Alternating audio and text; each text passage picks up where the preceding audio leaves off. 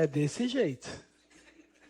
Às vezes você não se dá conta, mas é assim que acontece. Pecados de estimação. É sobre isso que nós estamos desde hoje pela manhã aprendendo e sendo desafiados e tirados da nossa zona de conforto, porque como disse o pastor Renan hoje pela manhã, essas são mensagens e sermões difíceis de pregar. Desconfortáveis não só para você que ouve, mas também para a gente que prega. Porque ainda que alguns não acreditem, todos nós somos pecadores. Até os pastores. E as pastoras também, que fique claro. Não... Todos nós somos pecadores. Todos nós cometemos pecados. Mas a questão não é se nós cometemos pecados. O problema e o desafio são os pecados de estimação. E nessa noite, nessa segunda palavra, eu quero falar ao seu coração sobre enfrentar aquilo que nós não queremos enxergar. Mas o que são pecados de estimação? Como assim pecados de estimação? Pecados de estimação, na verdade, são falhas morais ou hábitos pecaminosos recorrentes que uma pessoa cultiva, justifica ou reluta em abandonar, mesmo sabendo que são errados. Como você viu nesse vídeo muito bem preparado pelo nosso time de comunicação, são pecados que a gente acaba acalentando igual um bichinho de estimação, mas que na verdade agem como verdadeiros parasitas. Sabe o parasita que suga, que impede crescimento espiritual? Pecados que são até fofinhos aparentemente, mas que no fundo eles drenam e destroem, como fofoca, mentira, gula, ira, orgulho. Tem gente que nem acha que alguma dessas coisas seja pecado. O problema dos pecados de estimação é que os efeitos deles são devastadores, tanto para o corpo, quanto para a alma, quanto para o casamento, para a família, para os filhos, para os relacionamentos. E o que é interessante é que qualquer pecado, todo pecado, pode se tornar um pecado de estimação. Então, uma das maiores dificuldades de vida espiritual não é lidar com pecados que todo mundo consegue ver. Pecados visíveis, eles são fáceis de lidar, é verdade. Eles são fáceis de ser confrontados, de ser confessados e de serem tratados. O problema está naqueles pecados que a gente aprendeu a ignorar, fingir que eles não estão ali, até de certa forma não querer enxergá-los ali. É interessante, eu não sei você, né? Eu estou falando só de mim, porque aqui ninguém é tão pecador quanto eu. Eu estou falando só de mim, não leva isso para o seu coração. Mas com o tempo, alguns pecados deixam até de incomodar a gente. Você já viveu isso? Não vou pedir para você levantar a mão.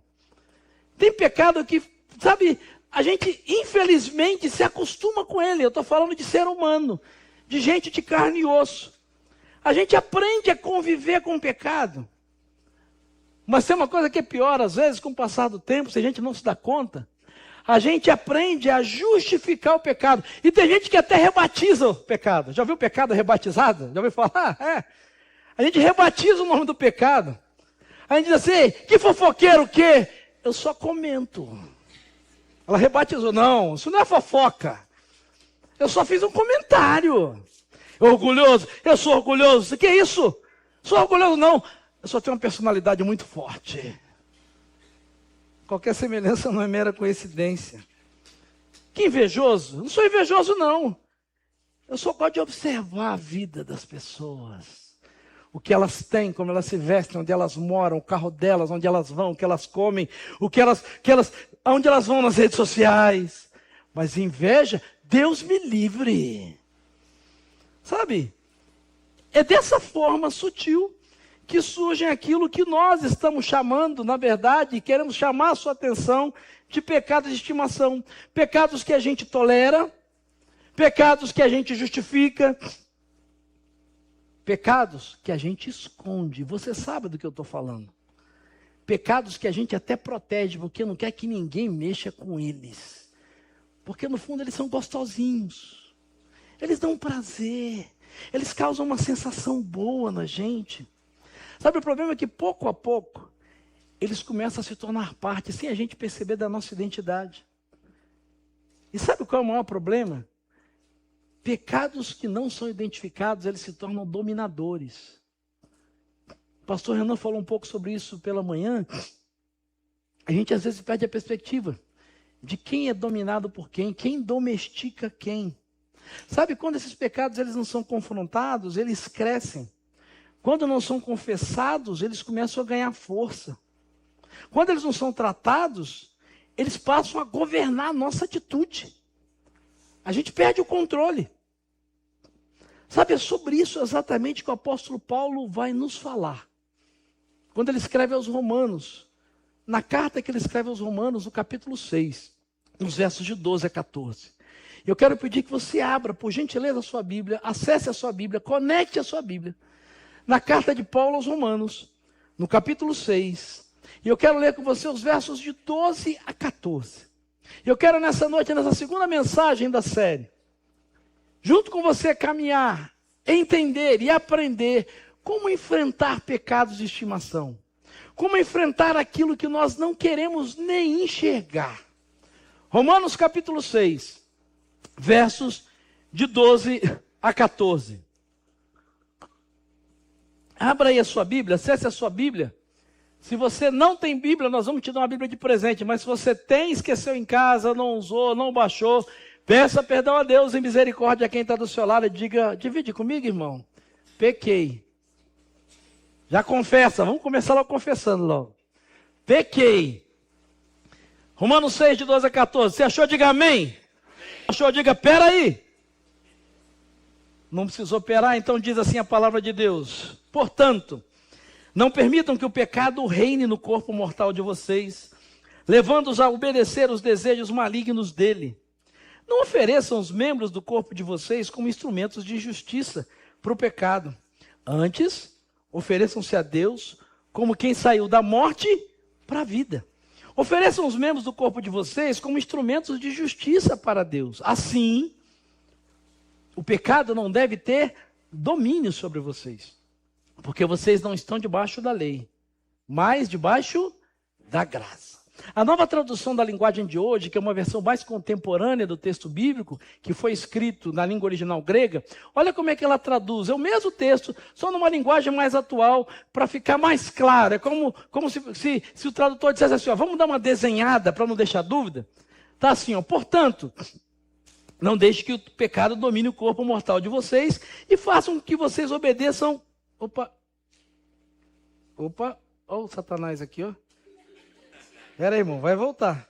Não, nós vamos falar sobre pecado. Essa semana não foi fácil não para ninguém. Então, ao vivo é desse jeito. Volte. Não tem problema. Não vou abrir configuração. Eu vou esperar. Eu tenho paciência. É desse jeito. A gente vai falar sobre pecado. Ele não quer que fale sobre pecado, mas nós vamos falar. E esse bichinho domesticado aí vai sair daí, em nome de Jesus. Olha, ele travou tudo, você acredita nisso? Vai no celular, não tem problema, ainda estou enxergando. Vamos aqui. Vai dar certo, desse jeito.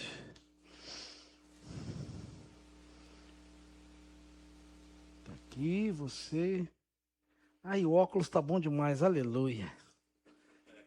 Diz o texto assim, portanto, não deixem que o pecado domine o corpo mortal de vocês e faça com que vocês obedeçam aos desejos pecaminosos da natureza humana. E também não entreguem nenhuma parte do corpo de vocês ao pecado, para que ele a use a fim de fazer o que é mal. Pelo contrário, como pessoas que foram trazidas da morte para a vida, entreguem-se completamente a Deus, para que ele use vocês a fim de fazerem o que é direito. O pecado não dominará vocês, pois vocês não são mais controlados pela lei, mas pela graça de Deus.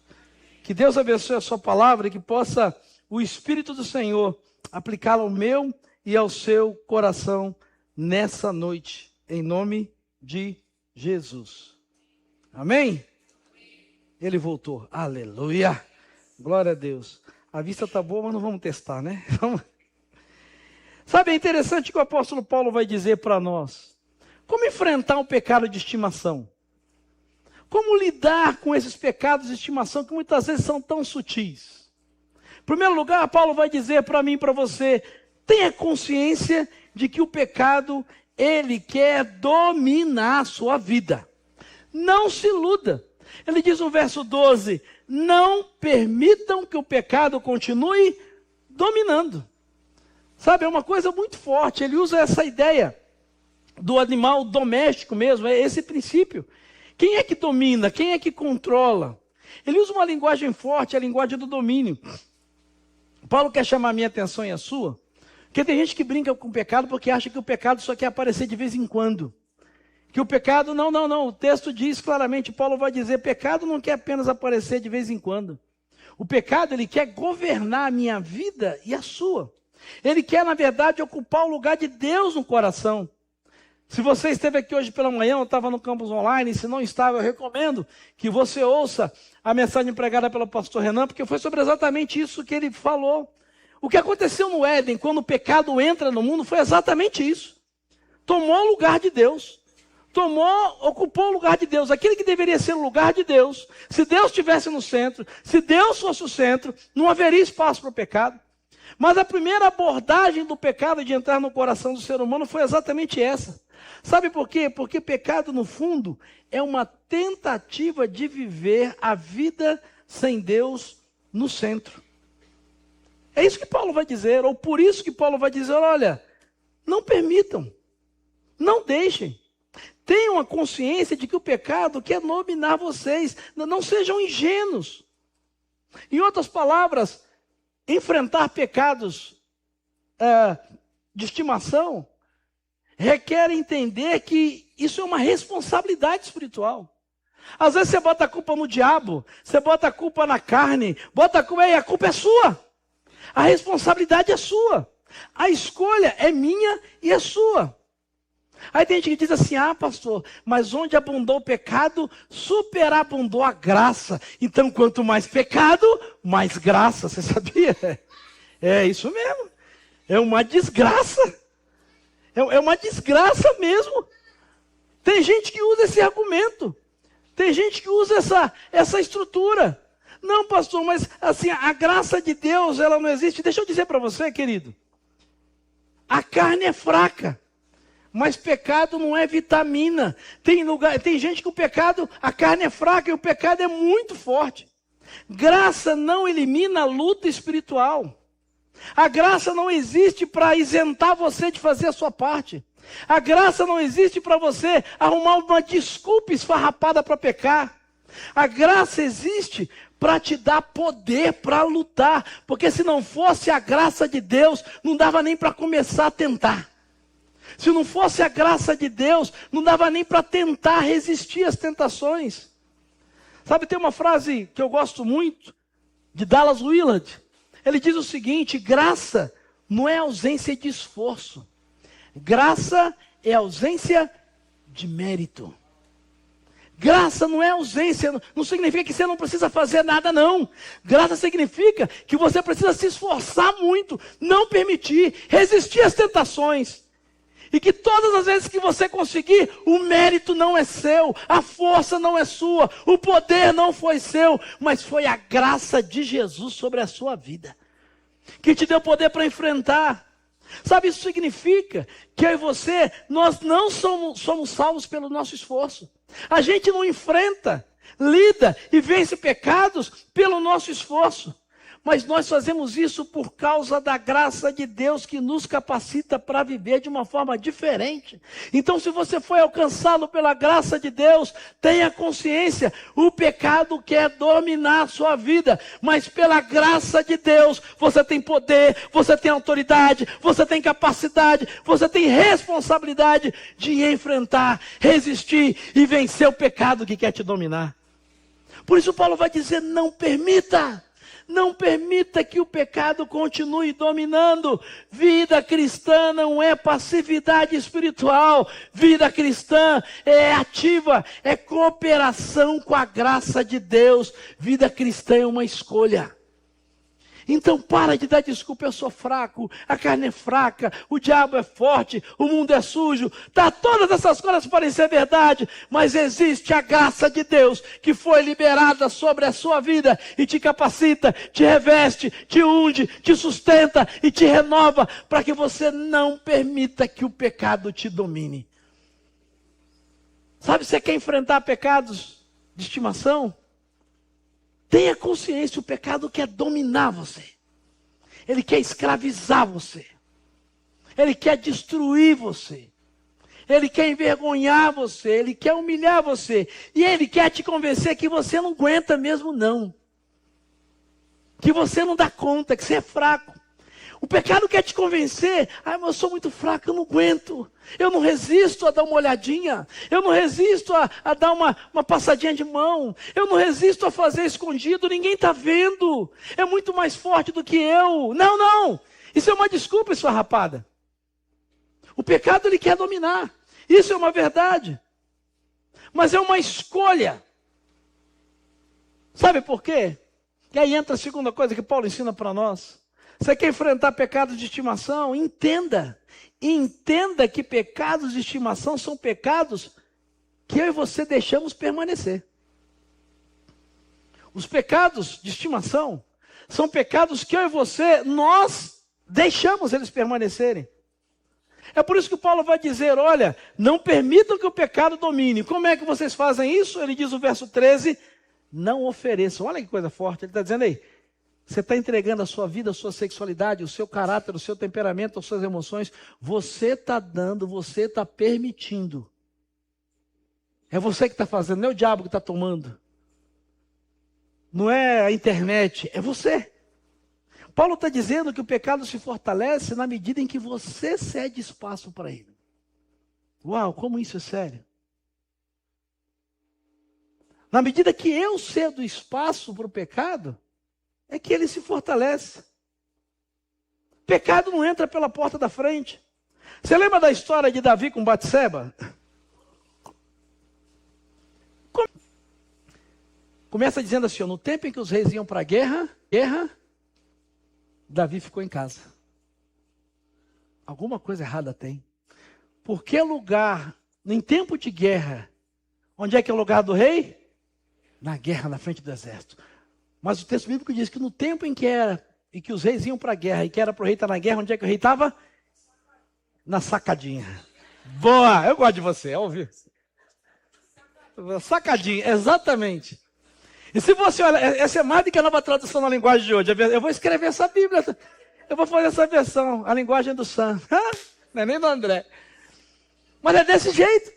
O texto diz, e não é o nosso texto hoje, mas só para você entender, vale a pena ler essa história com essa perspectiva. Ele não só ficou em casa, ele dormiu até tarde.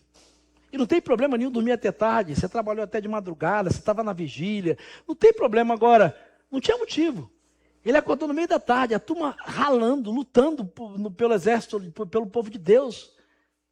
E ele se deu espaço, vagabundo, preguiçoso, medíocre. Ele era o rei, ungidão, tinha unção, estava no manto. Mas ele se deu espaço. O texto diz que ele acordou tarde, estava na sacadinha, e o texto diz, estava cansado, de boa, eu não estou fazendo nada, você também. Aí o texto diz que ele foi para onde? Na sacada, ele olhou aonde? Numa janelinha. Em inglês, como é que fala janela em inglês? Te lembra alguma coisa, não? Janelinha. Janelinha. Não estou fazendo nada, janelinha. Eu vou na janelinha. E ele foi cedendo, de repente na janelinha, de repente assim, né? Oh, você acha que é novo, é só na internet? Apareceu lá, né? A mulher tomando banho pela dona. Uai, que sorte, né? Ui. Por que eu estou fazendo isso? Gente, isso tem mais de 3.000 anos. É atual, né? A história é mesmo. Na janelinha, você sabe o resto da história. Ele foi indo. Um homem segundo o coração de Deus. Ei, pecado de estimação é você que deixa permanecer. Sabe? Ele não entra pela porta da frente. ele entra por essas pequenas concessões que a gente acaba fazendo. Aí dormir só um pouquinho até mais tarde, é só dar uma olhadinha, só uma espiadinha. Lembra de onde esse slogan? Vem dar uma espiadinha. Pega a visão. Pega a visão, vem dar uma espiadinha. Vem dar uma espiadinha. Sabe, são pequenas frases assim. Isso não é tão grave. Todo mundo faz, né? É só um detalhe da minha personalidade. Deixa eu dizer para você, o grande problema é que aquilo que você tolera hoje pode te dominar amanhã. Chegou uma hora que Davi perdeu o controle. Você conhece o resto da história. Ele perdeu o controle. Ele foi tomado e aquilo que era só uma sacadinha, uma espiadinha, virou assassinato. Virou adultério. Virou mentira. Virou conspiração. Virou tudo que você conhece. Sabe, muitos pecados começam assim. Pequenos, discretos, quase invisíveis. Mas com o tempo eles se tornam parte da pessoa. Na verdade, esse comportamento às vezes vira até identidade. Você deve conhecer gente que é conhecida por isso. Fulano, ó, o crítico. Você lembra de Beltrano? Que Beltrano? Aquele invejoso lá. Você conhece Ciclano? Aquela orgulhosa, assim, ó, parece um pavão. Não, quem que você está falando? Não lembro. Aquela fofoqueira lá que vive falando da vida dos outros. Sabe, muitas vezes a pessoa nem percebe. E aí pode ser até tarde demais. Sabe, isso me lembra uma história que eu ouvi há muitos anos atrás, de um homem que queria comprar um apartamento, uma mansão, na verdade, muito grande. Preguinho na parede, lembra? Eu vou te dar a mansão toda. Ele falou, se é só um preguinho, não tem nenhum problema. Você vai me ajudar a comprar uma mansão? Vou. Ou seja, tranquilo. O diabo falou, você só não pode arrancar aquele prego de lá nunca. Não, se é só isso, deixa o prego, eu quero a mansão. O que é um prego numa mansão? Tempo passou, o homem aceitou a proposta, comprou a mansão. Anos depois ele estava fazendo um banquete, para convidados, uma coisa excepcional naquela mansão. E no meio daquele jantar inesquecível, entrou um convidado que ninguém conhecia. E aí quando as pessoas começaram a comer, esse convidado, que ninguém conhecia, entrou com um pacote. E no meio da sala, desembrulhou aquele pacote. Era uma carniça de um animal podre, morto já há muito tempo. E pendurou essa carniça, sabe aonde? Naquele prego, no meio da sala. Você imagina a reação? Um horror, as pessoas começaram a ficar enojadas, começaram a sair, todo mundo perdeu o apetite. Aí o dono ficou indignado, disse, que absurdo é esse? Quem entrou na minha mansão para fazer isso? A casa é minha, a mansão é minha. Quem te convidou? Você não tem lugar aqui. Bate retirada, suma daqui. Ele diz, a mansão pode ser sua, a festa pode ser sua, mas o prego é meu e eu faço com ele o que eu quiser. Pequenas concessões. Você acha que é simples? É uma coisa simples. Sabe, quando alguém faz uma pequena concessão com pecados, é mais ou menos assim. Aparentemente está tudo bem, mas eles ainda estão ali, eles contaminam o ambiente. Às vezes nem incomoda, era só um prego, não fazia muita diferença. Sabe, esse é o período de pecados de estimação. Eles às vezes deixam até de incomodar, mas mais cedo ou mais tarde, eles vão destruir tudo. Mais cedo ou mais tarde, eles vão acabar com tudo. Você quer enfrentar pecados de estimação? Guarde isso. Entenda que pecados de estimação são pecados que você escolhe deixar permanecer. É uma escolha sua. É uma escolha sua. E talvez você diga, tá, pastor, mas como é que a gente lida com isso? Isso é tão sutil. E talvez o Espírito Santo esteja falando com você e mostrando algumas coisas que você percebeu que estão há muito tempo ali, você nem quer mexer, você nem quer enxergar, mas você não sabe como lidar.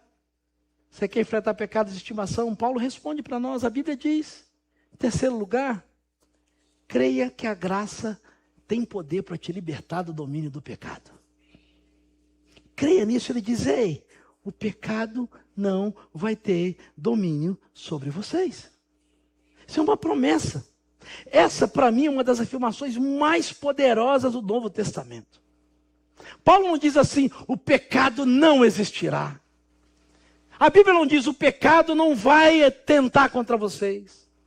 A Bíblia não diz, você não vai sentir vontade de pecar. Não existe isso na Bíblia. Mas existe uma promessa poderosa. Ele diz, o pecado não vai dominar você. O pecado não te dominará. Sabe por quê, meu irmão e minha irmã? A graça de Deus, ela muda a sua relação com o pecado. A graça de Deus muda a minha relação com o pecado. A graça de Deus muda a nossa relação com o pecado. Porque antes da graça de Deus, pecado domina. Antes da graça de Deus, pecado governa. Antes de experimentar a graça de Deus, o pecado define a vida. Mas quando você é alcançado pela graça de Deus, e você vive pela graça de Deus, o pecado ainda tenta, mas ele não governa mais. O pecado ainda bate a porta, mas ele não domina mais. Ele não tem mais esse poder, porque a graça de Deus te faz livre para ter consciência. A graça de Deus te faz livre para ter sensibilidade espiritual e perceber e entender que aquilo é errado. A graça de Deus te dá capacidade para... Sabe aquela coisa, você sabe, por mais carinhoso que seja o pecado, você está sozinho lá, você está quietinho lá, ninguém está vendo, ninguém está sabendo, mas a graça de Deus faz com que você tenha sensibilidade para perceber e sentir no fundo da alma que alguma coisa não vai bem. Que aquilo não é certo. Que aquilo não vai dar bom. Que aquilo tem um perigo potencial de acabar com a sua reputação, de acabar com o seu casamento, de acabar com a sua família, de acabar com a sua carreira profissional, de acabar com a sua empresa, de acabar com a sua saúde, de acabar com tudo que Deus quer fazer. No fundo, você sabe. E às vezes a gente fica querendo calar. A gente fica querendo calar essa voz. Fica querendo bloquear. Ei, mas deixa eu dizer para você, todas as vezes que você estiver dando espaço para pecados de estimação, todas as vezes que você estiver sendo tentado e o pecado estiver tentando te dominar, se você é alguém que tem a sua vida debaixo da graça de Deus, se você é alguém que tem a sua vida debaixo do controle de Deus, glorifique o nome do Senhor, que é por causa da graça de Deus que você está sentindo esse bendito incômodo, que você está sentindo esse bendito desconforto, que você está se sentindo mal. Isso é graça de Deus na sua vida. Isso é graça de Deus na sua vida. É por isso que cristão saudável não é cristão que nunca erra. Deixa eu perguntar para você, vou até tomar uma água. Quem aqui não gosta de pecar? Levanta a mão. Não gosta. A gente gosta de pecar, a nossa natureza humana. Não tem nada que você gosta, vou sair pecando, não é isso. Porque se você não gostasse, você não pecava. Por exemplo aqui, quem não gosta de jiló? Levanta a mão. Quem não gosta de jiló, isso. Você come jiló? Se você gostasse, você comia. Tem gente que gosta de jiló, é muita gente, né? Nossa, fiquei espantado. Eu não gosto. Eu não como. Essa semana eu estava com Cláudia lá, a gente estava meio assim. Aí até ela, toma isso. Eu falei, eu não gosto, mas você tem que tomar. Eu falei, mas eu não gosto, aí sai pisando duro. Mas você tem que tomar, que é para o seu bem. Eu falei, eu sei, mas eu não gosto. Eu sei que eu preciso, eu sei que é bom, eu sei que você está fazendo bem para mim. Ainda sai pisando duro e falando alto com ela. Depois deu arrependimento, é pecado, é desse jeito. É desse jeito. A gente gosta de pecar. Não estou dizendo que tem prazer. Mas a nossa natureza decaída é por isso que é a graça de Deus. É a graça de Deus. Cristão saudável não é cristão que nunca erra. Mas cristão saudável que enfrenta pecado de estimação é cristão que se arrepende rápido. É cristão que quando diz, você precisa, igual a Cláudia fez comigo, quando o Espírito Santo diz, ei, para, isso não é saudável, isso não é bom, isso é ruim, aí vai dizer, não, em vez de ficar dando desculpa, diz, me perdoa, é verdade. Fecha o celular, sai do quarto escuro, desfaz o negócio, desfaz a mentira, pede perdão. Sabe, tem uma palavra na Bíblia que aparentemente eu levei alguns anos para entender o significado dela. Ela diz que o cristão tem que ser irrepreensível. Sabe o que é ser alguém irrepreensível? Durante alguns anos, no começo da minha vida ministerial, eu achava que irrepreensível era um negócio quase impossível. Era alguém que nunca seria repreendido. Porque o irrepreensível é aquele que não é repreendido. Aí eu comecei, mas na minha cabeça, dizer, quem é que não pode ser repreendido? Todo mundo erra, todo mundo peca. Até que Deus me ensinou, eu aprendi, não lembro, confesso, não sei se lembro, se ouvi no sermão. Eu ouvi essa expressão, na verdade, de alguém. Que repreensível é aquele que se arrepende rápido. É aquele que é repreendido pelo Espírito Santo de Deus. Não precisa que alguém o confronte. Que alguém diz, Senhor, tem misericórdia de mim. É quando você vai para a sacadinha. Você nem chega na janela e o Espírito Santo de Deus começa a te incomodar. Você devia estar na guerra. Ao invés de dizer, não, mas tem muita gente lá. Não, o exército não precisa de mim. Não, é só um dia, ninguém vai ver. É alguém que diz, Senhor, tem misericórdia. Eu não vou nem chegar perto da janela, eu vou botar a minha armadura, eu vou para onde eu devia estar. Sabe, santidade não é perfeição.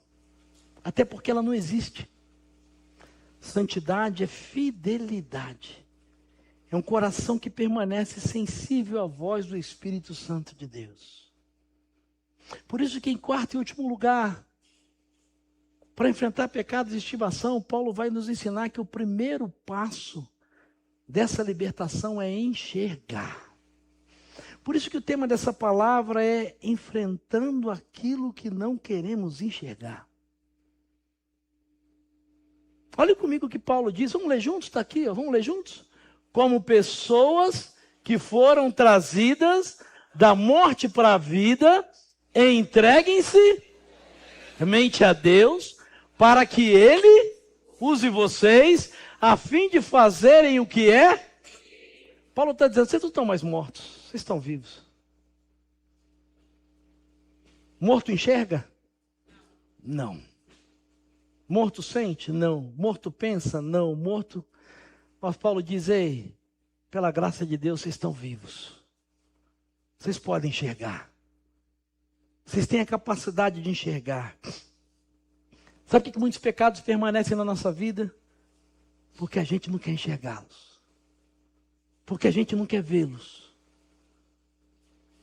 É muito fácil lidar com pecado escandaloso. Quando um solteiro engravida, ou uma solteira engravida, quando há um adultério, quando há um desfalque grande, é muito fácil lidar com pecado escandaloso.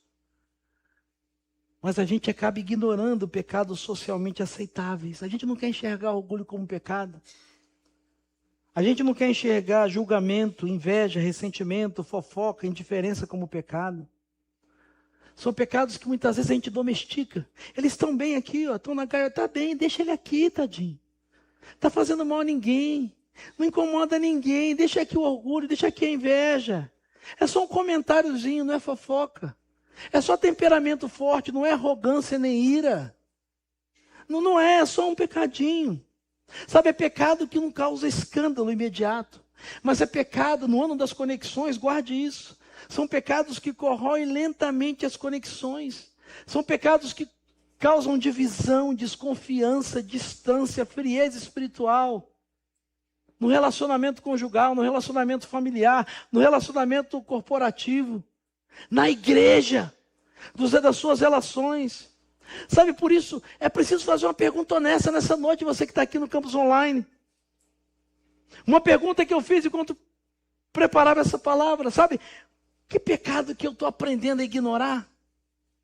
Que pecado na minha vida que eu não estou querendo enxergar? Que pecado na sua vida você não quer enxergar? Você não quer admitir? Você está há muito tempo justificando. E talvez se você não achar nenhuma outra razão para fazer isso, ouça isso, querido, em nome de Jesus.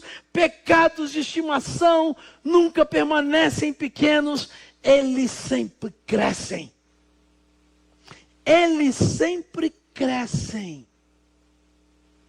E chega uma hora que não tem gaiola que seja forte para prendê-los. Chega uma hora que você não vai mais domesticá-lo. Ele vai dominar você. Ele vai governar você. E guarde isso, ele vai destruir você. Ele vai destruir o teu casamento. Ele vai destruir a tua família. Ele vai destruir o teu futuro. Ele vai destruir a tua sexualidade. Ele vai destruir as tuas finanças. Ele vai destruir as suas emoções. Então, de maneira prática, o que fazer para lidar com pecados de estimação?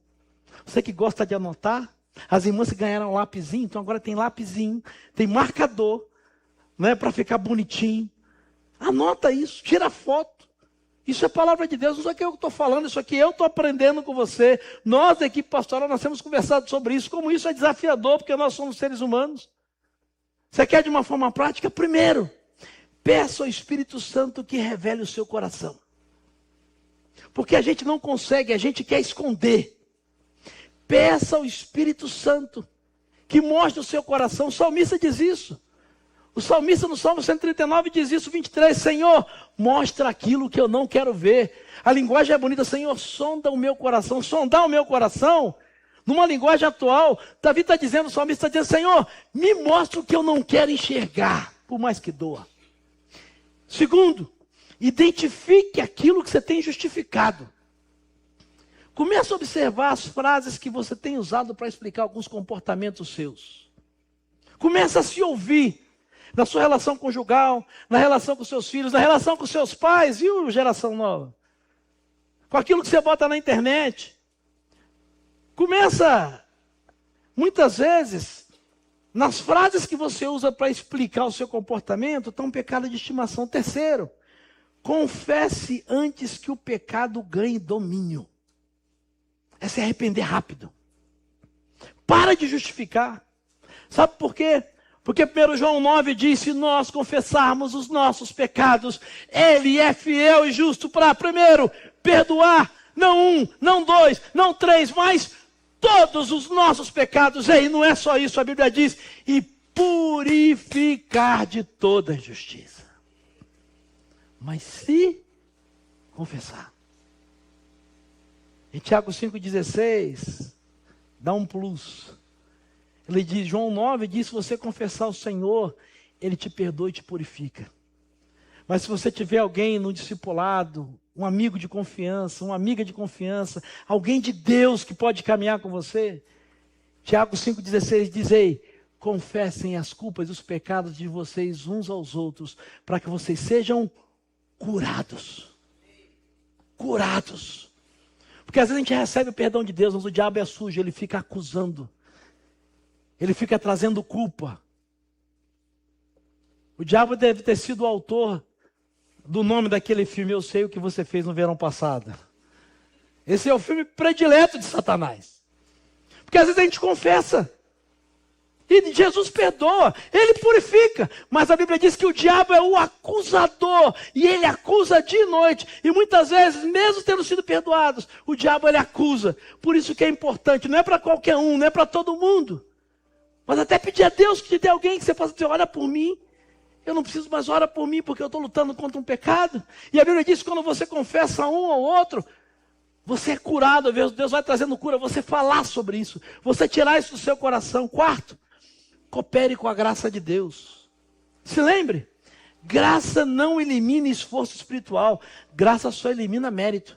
Não acha que você vai vencer, só vir fazendo uma oração, vindo no culto, e achando que você vai acordar de manhã, não tenho mais vontade de pecar. Não sou mais orgulhoso. Não fico mais olhando para a vida dos irmãos, doido para ter igual, tinha que ser eu e não ele.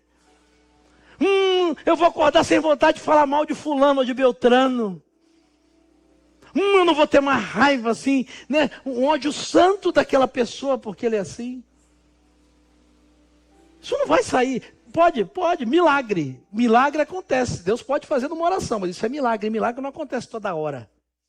No processo da caminhada cristã, você precisa cooperar com a graça de Deus. A transformação não vem do seu esforço sozinho, ela vem da graça de Deus que age em você. Então coopere com a graça. Peça a Deus graça, peça a Deus estratégia, procure ajuda. Caminhe num pequeno grupo, caminhe num discipulado. Procure alguém para orar por você, procure ajuda, procure aconselhamento, procure terapia, procure aconselhamento pastoral, mas peça ajuda em nome de Jesus. Coopere com a graça de Deus. Sabe, quando eu estava terminando essa palavra, eu me lembrei de uma história que todo mundo já ouviu, porque ela ficou muito famosa no cinema, que foi a história do Titanic. 1912. Você deve se lembrar de Jack e Rose. Rose. É só para dar referência para você lembrar. Titanic. Quem não viu, né? Não ouviu falar. Por que eu lembrei disso? Eu não sei se você sabe, né? O Titanic, ele naufragou porque ele colidiu com um iceberg. Eu não sei se você sabe, né? O problema não era o que estava visível. Porque aquilo que estava visível, que é a ponta do iceberg, na verdade é só 10% da massa total de um iceberg. O que afundou o Titanic não era o que estava visível. Era o que não podia ser visto. Porque talvez o tamanho daquele navio, que naquela época era o navio mais seguro do mundo. Não existe a palavra que eu vou usar, tá? Mas ele era inafundável. Ele era inaufragável. Era o que diziam. Registra, irmão, anota que essa palavra vai entrar no dicionário. Mas diziam, por quê? Porque a comparação era do navio, talvez, com aquilo que podia ser visto. Mas como a gente disse, era só a ponta do iceberg. Não se pensou naquilo que não podia ser visto. A maior parte estava escondida debaixo d'água. E sabe o que é interessante? A colisão onde o navio bateu, ele não bateu naquilo que as pessoas viam. Não aconteceu com o que todos viam. A colisão do navio aconteceu com o que ninguém percebia, com aquilo que não era visível. Sabe, na minha vida espiritual, na sua vida espiritual, acontece o mesmo. Os grandes naufrágios não acontecem onde todo mundo está vendo, em pecados perceptíveis. Os grandes naufrágios acontecem naquilo que talvez está escondido, está guardado. Sabe, e as pessoas veem apenas o comportamento. Mas muitas vezes por baixo da minha superfície da sua existem coisas maiores: orgulho, inveja, ressentimento, julgamento, indiferença. Em nome de Jesus, esses pecados silenciosos são icebergs da alma, pecados de estimação. Eles não fazem barulho, mas eles são capazes de afundar relacionamentos. Eles são capazes de afundar ministérios. Eles são capazes de afundar famílias, sonhos, carreiras. Eles são capazes de afundar comunidades inteiras. Sabe, o grande perigo não é pecado que aparece. O perigo são pecados que a gente aprende a esconder e a proteger. Pecado de estimação, guarde isso em nome de Jesus. É pecado que a gente justifica, que a gente normaliza, que a gente ignora, e que talvez você esteja sendo tentado pelo diabo a dizer assim: mas isso não tem nada a ver, é esse mesmo. É isso que eu faço, é esse mesmo. Mas deixa eu dizer para você, a boa notícia do Evangelho, sabe qual é? É que Paulo traz para nós em Romanos 6,14: o pecado não terá domínio. O pecado não tem mais poder para dominar. A escolha da rota é minha e sua. A escolha da rota é minha e sua. Em Cristo a graça nos liberta. E deixa eu dizer para você, quando a graça nos liberta, eu e você podemos viver uma vida onde o pecado não governa, onde a consciência permanece sensível, onde a comunhão é preservada. Essa é uma promessa da graça. A graça de Deus não apenas perdoa o pecado. Tem gente que vive assim: a graça perdoa, sim, mas deixa eu dizer para você uma boa notícia. A graça de Deus não apenas perdoa o pecado, a graça de Deus quebra o domínio do pecado na sua vida. É muito mais do que isso. Por isso a pergunta que o Espírito Santo faz hoje não é se você tem pecado. Eu já comecei dizendo aqui, todo mundo aqui tem pecado. O que é pior, no fundo a gente gosta de pecar. A nossa natureza decaída nos arrasta para isso. A pergunta não é se você tem pecado. Todo mundo tem. A pergunta é: que pecado que você tem protegido? Que pecado que eu tenho protegido? Que pecado que a gente tem colocado numa gaiolinha, tem alimentado, tem escondido e está lá, ninguém sabe. A gente acha bonitinho, a gente gosta, no final das contas faz até bem. Sabe qual pecado você aprendeu a justificar? Qual pecado você decidiu ignorar? Qual pecado você transformou em parte da sua personalidade e quer que a sua família, seus amigos e até Deus engula e aceite você do jeito que você é? Ah, meu irmão, minha irmã, eu creio mesmo em nome de Jesus, e como essa palavra falou no meu coração, que o Espírito Santo me convida e te convida a fazer algo simples e profundo, trazer à luz aquilo que ficou escondido, porque o Senhor já sabe. O convite é muito simples, é confessar, é se arrepender, é dar nome ao pecado e permitir que a graça de Deus restaure a sua sensibilidade espiritual. Permitir que a graça de Deus restaure a sua sensibilidade. Porque uma igreja saudável não é uma igreja perfeita, porque ela não existe. Não existe uma igreja perfeita. Uma igreja saudável é uma igreja onde as pessoas não escondem o pecado do Senhor, elas confessam. Onde as pessoas reconhecem os seus pecados, aqueles mais secretos, que os fazem sofrer, que são atraentes, são sedutores, são até bonitinhos. Mas que as pessoas reconhecem que aquilo é pecado, que lutam, que não permitem que Ele os domine, e confessam ao Senhor. Sabe, guarde uma coisa no seu coração. Enquanto o pecado encontra esconderijo, ele vai manter o domínio. Enquanto o pecado encontrar um lugar para se esconder na sua vida, ele vai manter o domínio. Mas quando o pecado perde esconderijo, ele também perde o domínio. Enquanto o pecado tem esconderijo, ele mantém o domínio. Mas quando o pecado perde o esconderijo, ele também perde o domínio. Quero convidar você a ficar de pé, em nome de Jesus, caminhando para o final dessa palavra, dessa celebração. Mas a minha oração para você nessa noite é lembrar que Romanos 6 nos lembra que o pecado não precisa mais dominar a minha vida nem a sua. Ele não precisa. Mas se lembre, a escolha é minha e sua. O pecado perde domínio quando ele perde esconderijo. Sabe quando é que ele perde esconderijo? Quando você para de terceirizar, justificar, rebatizar. Você dá um nome a Ele e o confessa ao Senhor. O coloca aos pés da cruz do Calvário. É isso que Paulo quer dizer. Você não está mais debaixo da lei. Você está debaixo da graça de Deus. Você é livre para confessar seu pecado. Você é livre para reconhecer seu pecado.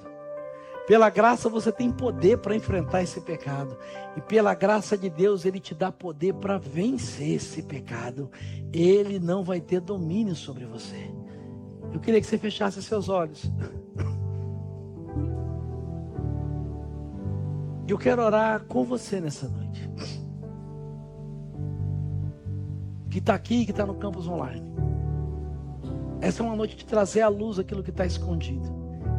Essa é uma noite de começar a tirar o domínio do pecado. Pela graça de Deus dizer, Ele não vai dominar. Ele ainda está aí. Mas Ele não tem mais domínio. Pela graça de Deus você é livre para reconhecer que há algo que precisa ser arrancado da sua vida. Precisa ser confessado, quebrado, extirpado, mudado e transformado. Talvez você ache que não tenha força, que você não seja capaz, que seja mais forte do que você.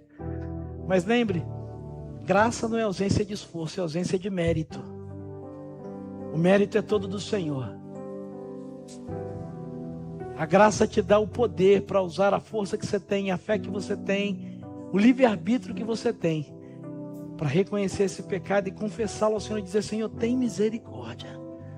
Tem misericórdia de mim, eu reconheço que isso é um pecado de estimação. Eu reconheço, e eu não queria nem enxergar, mas hoje, por mais que me doa, eu reconheço.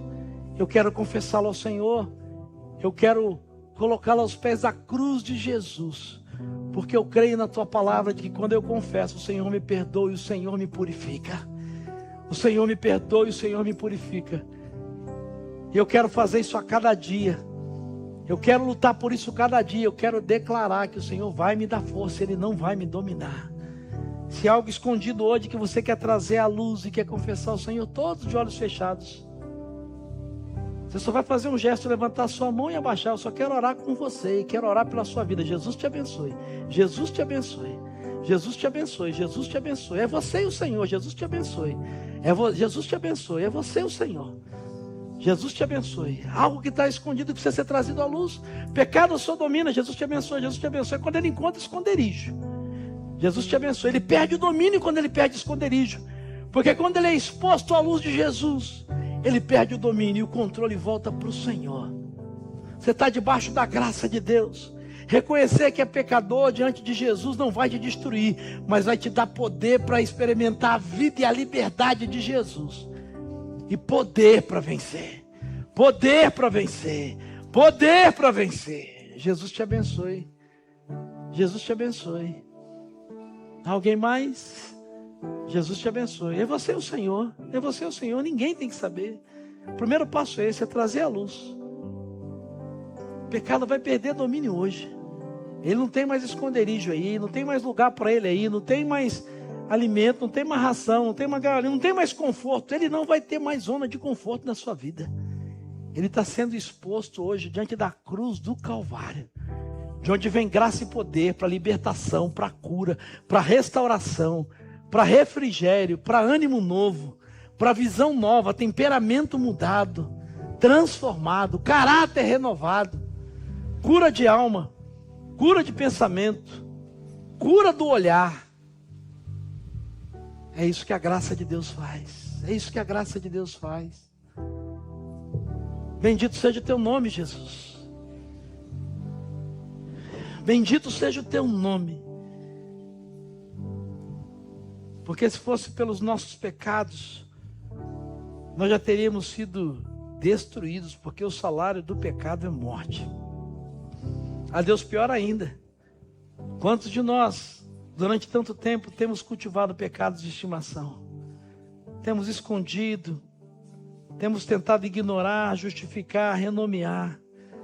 Mas, Pai, que a luz da Tua palavra nessa noite, que pela luz trazida pelo Teu Espírito nessa noite, esses pecados sejam confessados, quebrados, lançados aos pés da cruz de Jesus, e que não haja lugar mais para eles na nossa vida, na nossa mente, no nosso pensamento, no nosso olhar, nas nossas emoções, nos nossos negócios, na nossa sexualidade, nos nossos corações, no nosso falar, no nosso pensar, que eles não encontrem esconderijo algum mais, mas que eles sejam confessados e expostos ao Senhor nessa noite, em nome de Jesus. Que pela Tua graça, a liberdade que o Senhor nos deu, seja experimentada a partir de hoje. E que essa liberdade nos dê poder, nos dê autoridade, nos dê coragem, nos dê humildade, o que for necessário, para cada dia confessar, buscar ajuda, enfrentar, até que esse pecado não tenha mais domínio algum sobre nós.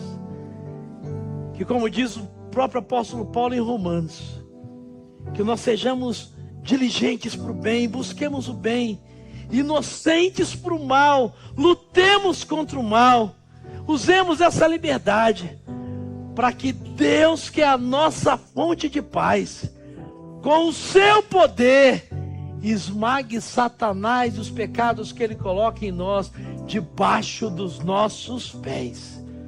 Nós declaramos aqui no mundo espiritual: não domesticaremos mais pecados, mas nós os destruiremos, nós os abominaremos.